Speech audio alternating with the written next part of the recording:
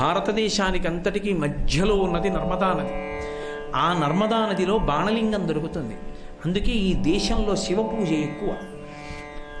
శివుడు మధ్యలో ఉంటాడు పంచాయతంలో. నర్మదా నదిలో దొరికినటువంటి బాణలింగం ఇంత సాలగ్రామాన్ని తీసుకొచ్చి దూదిలో ఇక్కడ పెట్టి, ఆ పక్కన శోణానది, గంగానదికి ఉపనది, శోణానదిలో దొరికేటటువంటి శోణభద్రా సాలగ్రామాలు. కంచికామకోటి పీఠాధిపతులు పరమాచార్య స్వామి వారు శోణభద్రా నదిలో స్నానం చేస్తూ మునక వేసి చేతులతో ఇలా పైకెత్తితే మహానుభావుడు చేతుల నిండా అదేంటి విఘ్నేశ్వర సాలగ్రామాలు వచ్చాయి. ఇన్ని సాలగ్రామాలు తెచ్చి ఒడ్డును పోశారు. ఆ శోణభద్రా సాలగ్రామం విఘ్నేశ్వరుడు, దాన్ని పెట్టుకుంటారు. అలాగే తంజావూరు దగ్గర తమిళనాడులో ఉన్నటువంటి వెల్లూరులో దొరికేటటువంటిది సూర్య సాలగ్రామం. ఆ సూర్య సాలగ్రామాన్ని ఒకవైపు ఉంచుకోవాలి. అలాగే ఆంధ్రదేశంలో స్వర్ణముఖి నదిలో దొరుకుతుంది. అది అమ్మవారికి సంబంధించినటువంటి సాలగ్రామం. దాని మీద ఇలా గీత ఉంటుంది, బంగారు తీగలా ఉంటుంది. ఆ సాలగ్రామాన్ని అమ్మవారిగా ఉంచుకుంటారు. ఉంచుకుంటే ఇక మిగిలిపోయినటువంటి వాడు విష్ణువు. నేపాల్ గండకీ నదిలో దొరుకుతుంది విష్ణు సాలగ్రామం. ఆ విష్ణు సాలగ్రామాన్ని ఒక దగ్గర పెట్టుకుంటారు. ఇది కాక ఒక చిన్న శూలాన్ని ఒకదాన్ని పక్కన ఉంచుతారు. అది సుబ్రహ్మణ్యుడు అగ్నిస్వరూపి పావకి. షణ్మత స్థాపనాచార్యులైన శంకరులు ఇచ్చిన వైభవంగా చిన్న శూలాన్ని కూడా పెట్టి పూజించేటటువంటి తాత్పర్య బుద్ధి ఉన్నవాళ్ళు కొందరు ఉంటారు. అలా లేకపోయినా ఈ 5 చిన్న సాలగ్రామాలు ఓ చిన్న పెట్టులో పెట్టుకొని మూర్తి పూజ చేసినంత కూడా ఉండదు. ఓ చిన్న గిన్నెలో పెట్టి నీళ్లు పోసి తుడిచేసి ఇంత బొట్టు పెట్టి విభూతి పెట్టి మళ్ళీ పెట్టిలో పెట్టేసి ఒక్క మారేడలం వేసి తీసేసి నైవేద్యం పెట్టి ఆ పెట్టి తీసి ఎక్కడైనా భద్రంగా పెట్టుకుంటే చాలా అయిపోయింది పూజ. నాకు ఇంట్లో పూజ చేసుకోవడానికి చోటు లేదు, నాకు ఇంట్లో పూజ చేయడానికి గది లేదు అనడాన్ని శాస్త్రం అంగీకరించలేదు. చేసి తీరవలసిందే. అంత ఇల్లు కట్టుకున్న 2 బెడ్రూములు ఉండాలని కోరుకున్న వాడివి ఈశ్వరుడికో పెట్టే కొనలేవు. బెడ్రూములు 2 కావాలా, అటాచ్డ్ బాత్రూములు కావాలా? ఈశ్వరుడికో చిన్న కొయ్యి పెట్టి 5 సాలగ్రామాలు దొరకలేదా? కొన్ని తరాలు వెళ్ళిపోయాయా? ఇంట్లో పంచాయతనం లేదా? ఏమనాలి? మీ ఇంట్లో పంచాయతనం ఉందండి పూజకి అని అడిగామనుకోండి, పంచాయతనం అంటే ఏమిటండి అన్నాడు అనుకోండి, ఎంత కృతజ్ఞతా బుద్ధితో వెళ్ళిపోతుంది జీవితం. ఏది పూజ? దేవతలకి పూజ చేయకుండా అనుగ్రహం ఎక్కడి నుంచి వస్తుంది? ఆరోగ్యం భాస్కరాదిచ్చేత్. రోజు ఓ ఎర్రటి పువ్వో ఎర్రటి అక్షతలో సూర్యబింబం దగ్గర ఆ వెల్లూరు నుంచి తెచ్చిన సాలగ్రామం దగ్గర వేసి తీసి అక్షతల యజమాని వేసుకుంటే చాలు, ఇంట్లో అందరూ ఆరోగ్యంగా ఉంటారు. ఏది? శంకర భగవత్పాదులు మహానుభావులు ఇచ్చారు పంచాయతన పూజ చెయ్యండిరా అని. ఎక్కడ దేవతార్చన జరుగుతుందో అక్కడ దేవతల యొక్క అనుగ్రహము వెల్లివిరుస్తుంది. కృతజ్ఞత. అందుకే మీరు ఒక్కటి చాలా జాగ్రత్తగా గమనించాలి. చాలామంది దృష్టిలో పూజ అంటే ఏమిటంటే నేను ఇంకోళ్ళని పూజించడం అనుకుంటారు. కాదు, నేను పూజింపబడడం పూజ. మీరు చాలా జాగ్రత్తగా పట్టుకోవాలి నేను అన్న మాటని. పూజించుట అంటే ఎవరినో పూజించుట కాదు. నేను ఇంట్లో ఏదో ఒక మూర్తిని పూజ చేశాను అనుకోండి, ఇప్పుడు నేను ఆయన్ని పూజించాను కాదు, నేను పూజనీయుడని అవుతాను. ఎందుకో తెలుసా? మీరు నాకేదో ఒక చిన్న ఉపకారం చేసి పెట్టారు. ఉపకారం చేసి పెడితే ఇప్పుడు మీరు పూజనీయులు అవుతారు. అరే గురువుగారు భోజనం చెయ్యాలనేటప్పటికి 1 గంట అయ్యేటప్పటికి లోపలికి వెళ్ళిన తర్వాత వడ్డించడం కాదు, వెళ్ళేటప్పటికి అన్నీ పెట్టేసి నెయ్యి ఒక్కటే వేయడం ఆలస్యం. అలా ఉంచి అంత ప్రేమతో అంత మర్యాదతో వడ్డించి ఉన్న వారం రోజులు అంత ప్రేమగా కంటికి రెప్పని కాపాడినట్టు చూశారనుకోండి, ఇప్పుడు నన్ను మీరు పూజించినమాట దేవుడు ఎరుగు, మీరు పూజనీయులు అవుతారు. ఎందుకో తెలుసా? నాకు అలా ఎవరన్నం పెట్టారో వాళ్ళే నాకు స్ఫురణలోకి వస్తారు. నేను ఇంటికి వెళ్ళిపోయాను అనుకోండి, నేను భోజనం చేస్తున్నా, ఎంత ప్రేమగా పెట్టిందే మహాతల్లి ఆ అరుణమ్మ గారు, ఆ పేరిందేవమ్మ గారు, ఎంత ప్రేమగా పెట్టేవారే భోజనం, ఎంత వైదికంగా ఉండి ఎంత జాగ్రత్తగా పెట్టేవారే పాపం అంటానా అననా? అనకపోతే కృతజ్ఞుణ్ణి అయిపోతాను. నేను అలా అన్ననాడు నాకు అన్నం పెట్టి మీరు నన్ను పూజించారా? మీరు పూజనీయులయ్యారా? మీరు పూజనీయులయ్యారు. ఎవడు పూజ చేశాడో వాడు పూజనీయుడవుతాడు, గౌరవింపబడతాడు. కృతజ్ఞతాభావము పూజనీయుడగుటకు కారణము. అరే వాడు లేస్తే ప్రతిరోజు నన్ను పూజిస్తూ ఉంటాడు, నన్ను నమ్ముకున్నాడు, నా అనుగ్రహం అంటున్నాడు, వాడిని ఎలా రక్షించకుండా ఉంటానంటాడు ఈశ్వరుడు.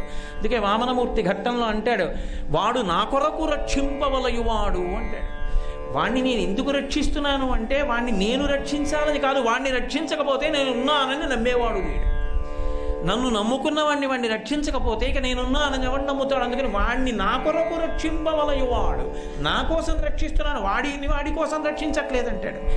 పరమేశ్వరుడు అన్ని 100 మెట్లు దిగొచ్చేస్తాడు. నువ్వు ఒక్క మెట్టు ముందుకు వెళ్ళగలిగితే దానికి పూజ అని పేరు.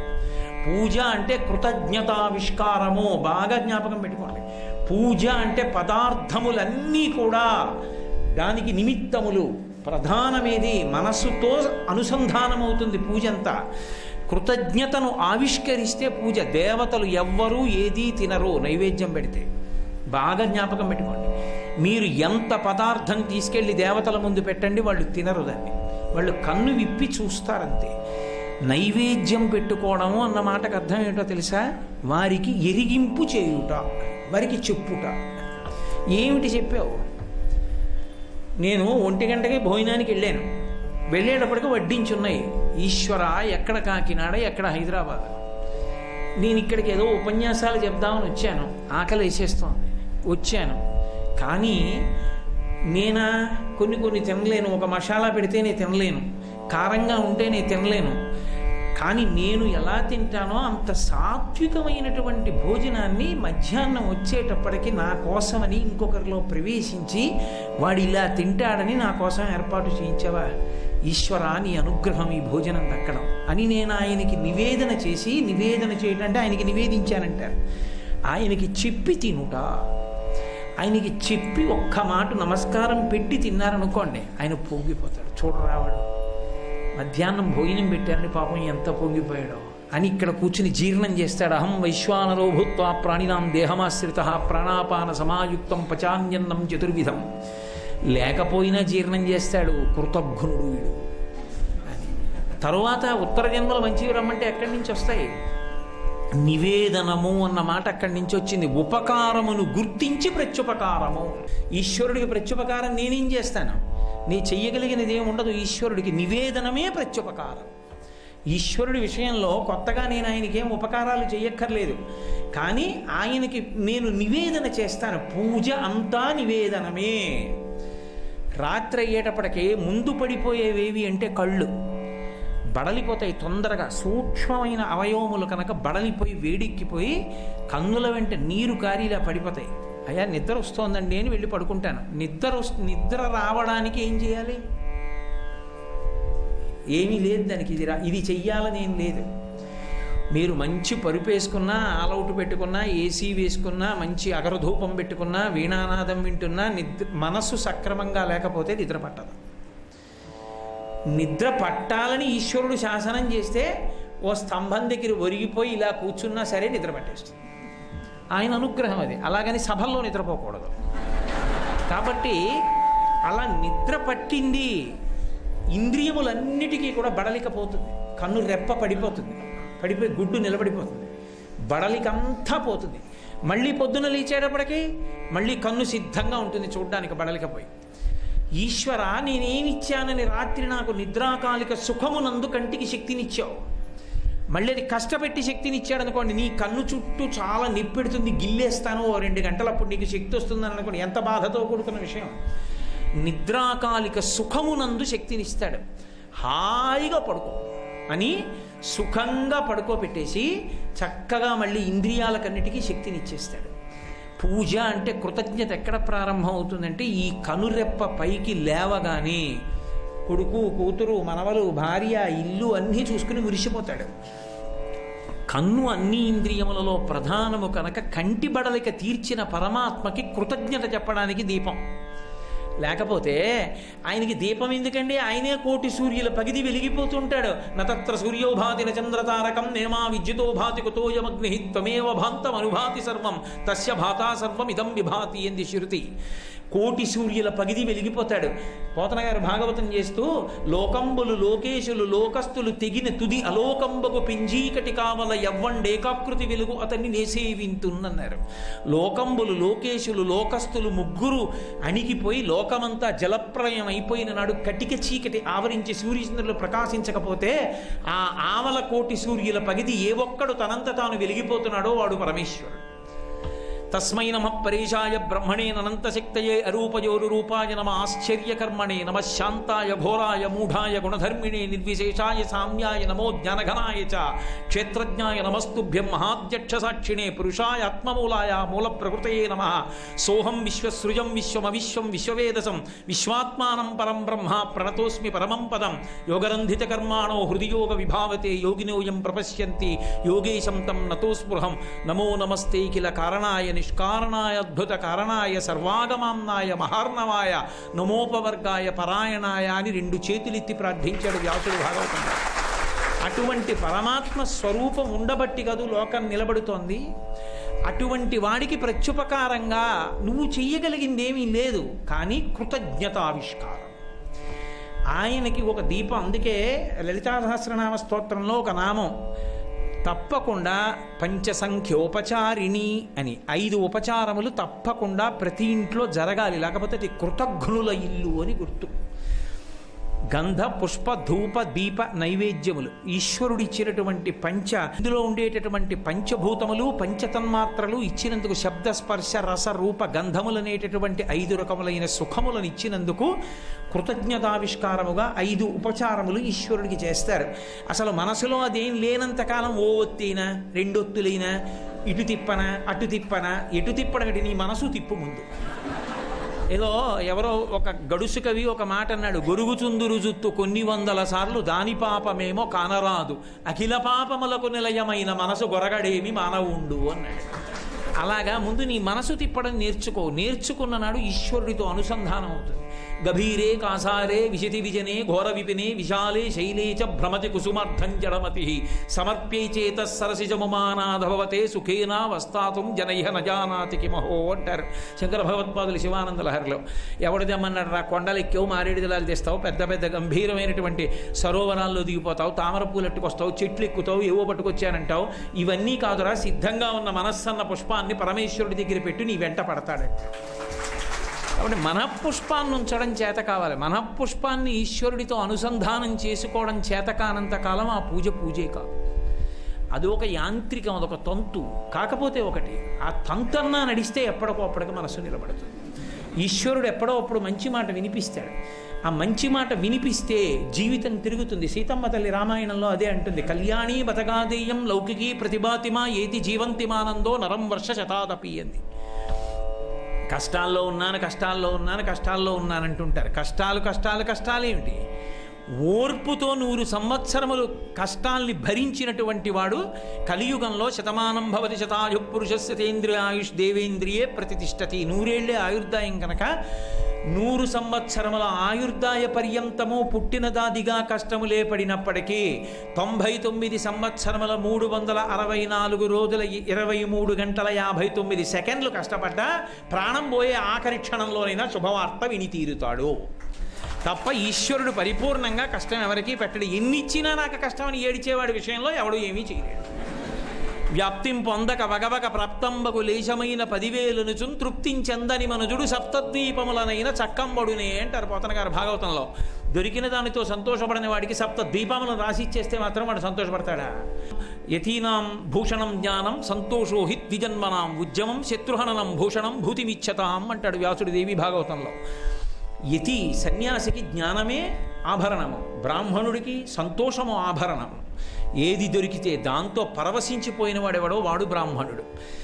ఉద్యమం శత్రుహననం, శత్రువు బలహీనుడైన వాడిని ఎవడైనా బలవంతుడు పాడు చేస్తున్నప్పుడు వాడిని వెళ్ళి నిగ్రహించగలిగినటువంటి ధైర్యం ఉన్నవాడెవడో వాడు క్షత్రియుడు. యతీనాం భూషణం జ్ఞానం సంతోషో హి ద్విజన్మనాం ఉద్యమం శత్రుహననం భూషణం భూతిమిచ్చతాం. ఇవి భూషణములు అంటారు వ్యాసుల వారు దేవీ భాగవతంలో. అలా దేవతలకి ప్రత్యుపకార బుద్ధితో లేనినాడు ఆ జన్మ కృతజ్ఞతతో కూడుకున్న జన్మ. ఈశ్వరుడు ఏ ఉపకారం చేశాడు అని అడిగిన వాడికి ఒక్క మాట చాలు. ఈశ్వరుడు ఉపకారము చేయని నాడు నీ శరీరములో ఉన్న అవయవములు సమానముగా పెరుగుతాయా? ఆయన నేను అలా అనుగ్రహించను అన్నాడు అనుకోండి, ఓ కన్ను పెరిగి ఓ కన్ను అలాగే ఉన్నా, ఓ చెయ్యి పెరిగి ఇంకో చెయ్యి పెరగకపోయినా, ఓ కాలు పెరిగి ఓ కాలు పెరగకపోయినా వాడికి గతి ఉన్నదా అంటే నడవగలడా? అసలు వాడి కార్యాలు వాడు చెయ్యగలడా? తెల్లవారితే 10 గోళ్ళు సమానంగా పెరగాలి, 2 చేతులు 1 మిల్లీమీటర్ తేడా లేకుండా ఉండాలి, ఇన్ని కోట్ల మంది మనుష్యులున్నా అందరికీ ఇంతంత తలకాయ, 2 కళ్ళు, 2 ముక్కు కన్నాలు, ఓ నోరు, 32 పళ్ళు, 2 చెవులు, తలకాయ పెట్టాలన్నా ఆయన మహాశిల్పి. ఏ ఒక్కరు ఇంకొకరిని పోలకుండా ఇన్ని కోట్ల మందిని సృష్టించినటువంటి మహాపురుషుని యొక్క వైభవం ఎంత గొప్పది. నేను ఒక గీత ఇలా గీసి తడి తగిలితే చెరిగిపోతుంది. ఎన్నడు గీశాడో, నేను మా అమ్మ కడుపులోంచి వచ్చినప్పుడు గీసిన గీతలు ఎన్ని మాటలు కడిగానో, ఆ గీతలు పోకుండా గీతలు గీసినటువంటి అద్భుతమైన ఉలి ఉన్న శిల్పి. ఆయన ఎక్కడ వెతుకుతావు, ఎక్కడ చూస్తే కనపడడు. పానీయంబులు త్రాగుచున్, కొడుచుచున్, భాషించుచున్, హాసలీలా నిద్రాదులు చేయుచున్, తిరుగుచున్, లక్షించుచున్, సంతత శ్రీనారాయణ పాదపద్మ యుగళీ చింతామృతాదస్వాద సంధానుండై మరచంచురారిసుతుడే తద్దిశ్యమున్ భూవరా అన్నారు పోతన గారు ప్రహ్లాదోపాఖ్యానంలో. ఈశ్వరుడు ఎక్కడ కనపడలేదు, ప్రహ్లాదుడికి అంతటా కనపడ్డాడు. ఇందుగలడు అందులేడని సందేహము వలదు చక్రి సర్వోపగతుండి ఇందెందు వెదకి చూచిన అందందే కలడు దానవగ్రణి వింటే అంటారు. కాబట్టి ఆ దేవతల యందు ప్రత్యుపకార బుద్ధి, ఆయన చేస్తున్నటువంటి ఉపకారాన్ని స్మరించి కృతజ్ఞతావిష్కారము చేయవలసినదే ప్రతి మనుష్యుడు. అది దేవయజ్ఞము. అందుకే మనుష్య జన్మ అంతా కూడా కృతజ్ఞతావిష్కారమే. అది లేని ఇల్లు అన్నం ముట్టకు, వాడికి కృతజ్ఞత లేదు, అక్కడ ఎందుకు తింటావు అన్నం? నీ శరీరమునందు సంస్కారం నిలబడదు దానివలన. ఎవరినైనా చేరదీయవచ్చు, కృతజ్ఞత లేని వాణ్ణి చేరదీయకూడదు. పరమ ప్రమాదకరం ఆ వ్యక్తి. కృతజ్ఞతా బుద్ధి లేని వాడితో ఎప్పుడూ అనుబంధం పెట్టుకోక్కర్లేదు. కాబట్టి బ్రహ్మయజ్ఞము, దేవయజ్ఞము, పితృయజ్ఞము. 3వది పితృయజ్ఞం. పరమేశ్వరుడికి కూడా నేను ఇందాకనే అంటున్నా మా గోపాలకృష్ణ గారితో, భగవంతుడితో కూడా శరీరం ఉన్నంతకాలమే పూజ, శరీరం పడిపోయాక ఇంకా పూజ చేయడం అన్నది లేదు. కానీ తల్లి తండ్రికి బ్రతికున్నంతకాలం సేవ చెయ్యాలి, శరీరం పడిపోయిన తర్వాత తద్దినం పెట్టాలి. అసలు నిజానికి వాళ్ళు పుట్టినరోజున ఉత్సవం చెయ్యాలి, జయంత్యుత్సవం చెయ్యాలి, చేసి సంతోషపడిపోవాలి. అలా చెయ్యని వాడు కృతజ్ఞుడు. తల్లి తండ్రి వాళ్ళు ఈ శరీరాన్ని ఇచ్చారు, దేవతల విషయం అలా ఉంచి నీ కంటికి కనపడలేదని వాదిస్తావు. నీ కంటికి కనపడినటువంటి తల్లిదండ్రులు వాళ్ళు ఈ శరీరాన్ని ఇచ్చారు, వాళ్ళు తినడం మానేసి నీకు పెట్టారు. ఎన్ని వినోదాలు, ఎన్ని ఉత్సవాలు వాళ్ళు వదిలిపెట్టేసుకుని ఎంత కష్టపడితే పైకొచ్చావు. చిన్నప్పుడు నీ ఒళ్ళు వేడెక్కితే తల్లి ఎన్ని ఉపవాసాలు చేసిందో, ఆవిడికి తినాలనిపించినా ఆవిడ తింటే నీకు కడుపు నిప్పెడుతుందని, నీకు దగ్గు వస్తుందని ఆవిడ ఎన్ని పదార్థాలు తినడం మానేసిందో. తినాలని ఎదురుగుండా మామిడి పళ్ళున్నా, తినడానికి శక్తి ఉన్నా, మామిడి పళ్ళు ఎక్కువ తింటే పిల్లాడికి ఏ ఇబ్బంది వస్తుందో, ఏ వేడి చేస్తుందో అని మామిడి పండు తినడం మానేసింది. అన్ని జాగ్రత్తలు పెడితే నువ్వు పెరిగి పెద్దవాడవయ్యావు. నీ మీద ఆశలు పెట్టుకుని ఆఖరికి వ్యానవాయువు అని శరీరంలో ఒక వాయువు ఉంటుంది.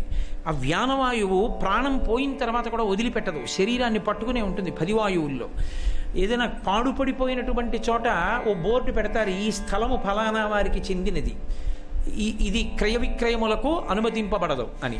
ఇంకా స్థలం నాదని బోర్డు పెట్టుకున్నట్టే వ్యామోహంతో పట్టుకుని ఉండిపోతుంది. 10 ప్రాణాల్లో ఒక ప్రాణం ఉంటుంది. ఇంకా అది పట్టుకుని ఉండిపోతే ఆ జీవుడు వెళ్ళకుండా సతమతం అయిపోతుంటాడు.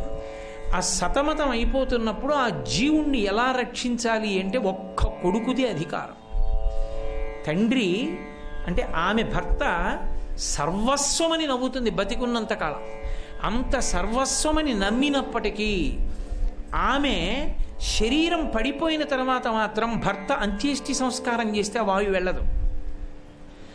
భార్య అంత ప్రేమించినప్పటికీ భార్య శరీరం వెళ్ళిపోయిన తర్వాత, ప్రాణం వెళ్ళిపోయిన తర్వాత భర్త అంత్యేష్టి సంస్కారం చేస్తే వెళ్ళదు. అదే పెద్ద కొడుకు కర్మాధికారి. కొడుకు కూర్చుని మంత్రభాగంతో అడుగుతాడు. అన్ని శరీరావయవాల్ని దర్భలతో ముట్టుకుని ఆఖరిన ఆనంద హోమం అని చేస్తారు జ్ఞాతుల కోసం. ఓ పిచ్చి అమ్మా, ఈ శరీరం శిథిలం అయిపోయిందమ్మా, జర్జరీభూతం అయిపోయింది, ఇంకా ఎలా ఉంటావు ఇందులో, కష్టపడిపోవు, ఏం చేసుకోగలవు చెప్పు. అందుకనమ్మా వదిలిపెట్టేసి, ఈశ్వరుడు నీకు పునర్జన్మనిస్తాడు. అమ్మ దీన్ని నేను హవిస్సుగా అగ్నిహోత్రంలో పడేస్తాను. ఓ అగ్ని కాల్చక బాధ పెట్టకుండా భగ్గున కాల్చి దేవతలకు ఇచ్చేసేది, దీన్ని బ్రహ్మాండానికి అప్పచెప్పు. అమ్మ వెళ్ళిపోతే ఇంకొక శరీరంలోకి వచ్చి మళ్ళీ చక్కగా ఆరోగ్యంగా బలంగా మళ్ళీ ఈశ్వరార్చన చేసుకుందు కానివి. అమ్మ వెళ్ళిపోమ్మా అని అడుగుతాడు దర్భల కూర్చి చేత్తో పట్టుకుని. అడిగితే ఆ కొడుకు అడిగిన మాటకి వెళ్ళిపోతుంది, వ్యానవాయువు వదిలేస్తుంది. అది ఈశ్వర శాసనం మనుష్యుల విషయంలో. ఆయన అనుగ్రహించబట్టి ఆ కొడుకు ఆ వ్యానవాయు.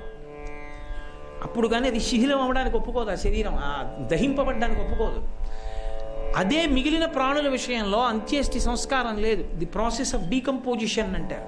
అందులో ప్రాణ అపాన వ్యాన ఉదాన సమాన నాగ కూర్మ కృకర ధనంజయమని ఒక వాయువు ఉంటుంది. అది ఉబ్బి బద్దలైపోయేటట్టు చేసేస్తుంది. బద్దలైపోయి బ్రహ్మాండంలోకి వెళ్ళిపోతుంది.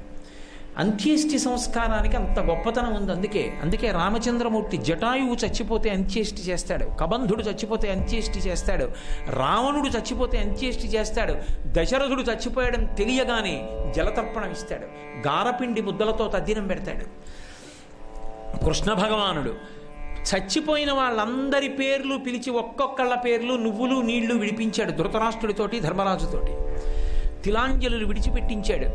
కొడుకనేటటువంటి వాడు తల్లిదండ్రులు సశరీరులై ఉన్నంత కాలము వారిని సేవించాలి. వాడంత అదృష్టవంతుడు లేడండి. అమ్మ బ్రతికున్నవాడంత అదృష్టవంతుడు ఈ లోకమునందు వేరొకడు కాడు. ఎందుచేత? 3 కారణాలు. అమ్మ చేతితో ముట్టుకున్నటువంటి తృప్తి జీవితంలో ఇక ఎవరు ముట్టుకున్నా రాదు. అమ్మ స్పర్శ అమృత స్పర్శ. ఎన్నేళ్ళు వచ్చేయనివ్వండి, ఆ అమ్మ బాగా బడలిపోయిన పిల్లాడు 90 ఏళ్ళు రానివ్వండి, అమ్మకి కొడుక్కి 70 ఏళ్ళు రానివ్వండి, తల బద్దలైపోతోందన్నాడు అనుకోండి, ముసిలావిడ ఎలాగో అలా వచ్చి ఆ నుదుటి మీద చెయ్యేసి నాన్న తలనొప్పిగా ఉందా అన్నప్పుడు ఆ అమ్మ చేతి స్పర్శలో అమృతం ఉంటుంది. బిడ్డల విషయంలో అమ్మే. అమ్మ చేతి అన్నం అమృతం. వాడు తినాలని పెడుతుంది. కాస్త ఎక్కువ అన్నం తినే పిల్లాడు అనుకోండి, ఏ పెళ్ళికో తీసుకెడుతుంటే ఇంట్లో రహస్యంగా అన్నం వండేసి పిల్లాడికి అన్నం పెట్టేసి అక్కడ ఎక్కువ తినకేందన్నా కనురాపు తగులుతుందంటుంది. అమ్మ లాంటి వ్యక్తి జీవితంలోకి ఎక్కడి నుంచి వస్తుంది? అమ్మ వెళ్ళిపోతే అలా చూసేవాళ్ళు ఉండరు. ఇక అమ్మే. దరిద్రుడంటూ లోకంలో ఉంటే ఒక్కడే, అమ్మ లేనివాడంతే. సర్వం శ్రీ ఉమామహేశ్వర పరబ్రహ్మార్పణమస్తు. స్వస్తి.